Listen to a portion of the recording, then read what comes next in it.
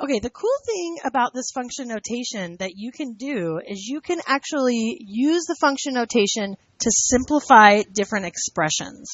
And you're going to get into this more in 111. In 111, you look a lot at transformations. And transformations is basically taking a function and then doing something to it to change it somehow. So it's going to take the graph and it's going to move it around, slide it up and down, slide it over, maybe blow it up so it's bigger, shrink it down so it's smaller. So this is all getting you ready for transformations. But essentially, we've been talking a lot about function notation. So you can think about the function notation as filling in the empty space. Remember that x is the input, so you're filling in the empty space. If you have an expression for a function, whatever's inside the parentheses gets put in for the x in the expression. So if you have a function p of x equals 2x squared minus 12x plus 3, it would be something like this. P of whatever goes inside is going to be replaced in for x. Whatever x gets put into the box, okay? So here, if we're going to find f of 5, we go 5, I put x, 5 squared, and I could put parentheses, plus 5, plus 3. It's always safest to put those x's in parentheses, just in case there's other things going on so you can remember your order of operations. But here we would get 25 plus 5 plus 3, and who can tell me what that is? 33, great. Now let's look at negative 5. So we were going to have negative 5 squared, bless you, plus negative 5 plus 3. Now the reason why I put that negative 5 in parentheses is because I have to square all of negative 5. And that makes a difference when it comes to signs, right? That's different than negative 5 squared is negative 25, because that negative is not included. But here the negative is included, so we get 25 minus 5 plus 3, and what's that? Yeah, what is that? 23. Yes, 23. You're right. 23. Now, look at what's happening here. It's saying I'm going to take a negative x and I'm going to replace that for x. So that means we have negative x squared plus negative x plus 3. So what happens when this is where it's going to be the most controversial and where people are going to be really confused and sometimes get the wrong answer right here. What happens when you square that negative x? It turns into a positive x squared, because negative x times negative x is x squared. Negative times a negative is a positive. So this becomes x squared minus x plus 3. And you can see how, I was thinking I was doing this one. I was like, no, this is this one. So the only thing that changed was this from a positive x to a negative x. Okay? Now let's look at the difference here. This is telling me I want to take the opposite of f of x. That means I want to take the whole entire f of x, which is x squared plus x plus 3, and I want to make it negative. So what do you think I could do to simplify that?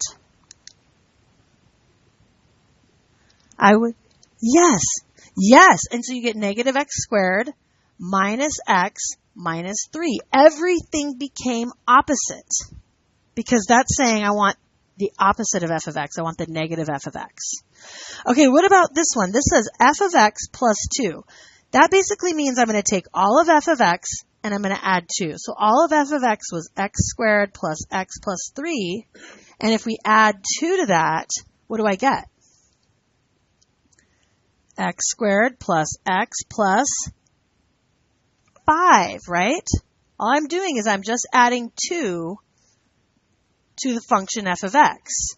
Now, we call this as like an outside change, whereas this is an inside change. So outside change, change, and this is an inside change.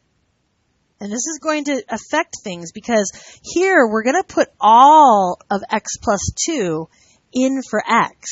So now I get x plus 2 squared plus x plus 2 plus 3. Do you see the difference there? I'm not adding, here I'm adding 2 to the whole function. Here I'm adding 2 to the x value. How does that, when you look at that right there, is this good enough? Should I try and simplify it? Could I simplify it?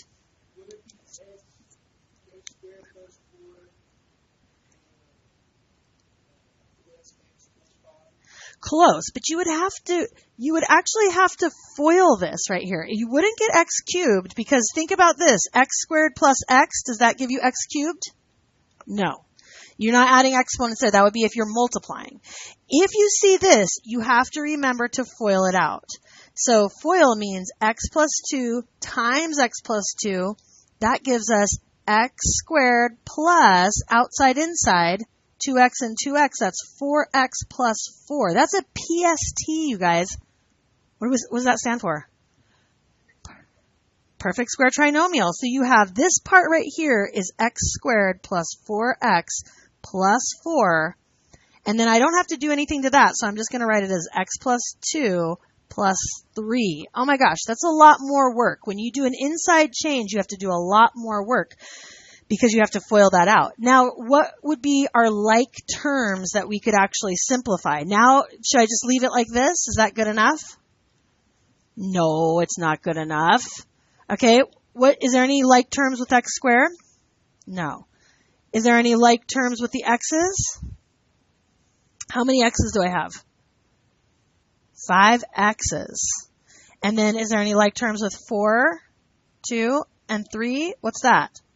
9. Does everybody see where I got that? That's a totally different equation now. Totally different function. Adding 2 on the inside is going to change it in a different way than adding 2 on the outside. And if you were to graph these two functions, you're going to see they're totally different on the graph, okay? Now, right here, we just want to make sure we note that an inside change is not the same as an outside change. So we cannot say that f of negative x is necessarily equal to negative f of x. And you can actually see that here. See that function here and see that function here. If you graph those two, those are vastly different functions. So it's just really the main thing here is to make sure you're asking yourself, is it an inside change or is it an outside change? Am I adding to the function? Or am I adding to the x value, to the input, right? What's the question? Yes. And that's something that people forget. He's asking, if you see the x plus 2 squared, do you always have to FOIL? And the answer to that is always yes, okay? And then you can prove that to yourself a little bit too. If you think about x plus 2, if you were just, a lot of people will say x plus 2 squared, they will say x squared plus 4. But that's actually not equal because if you FOIL this way, you go x times x, the area here is x squared, here's 2x, 4. What would be happening is you would be missing that 4x. You'd be missing basically half of your area if you wrote it like that, right? So just make sure you do FOIL that out. Any other questions on this right here?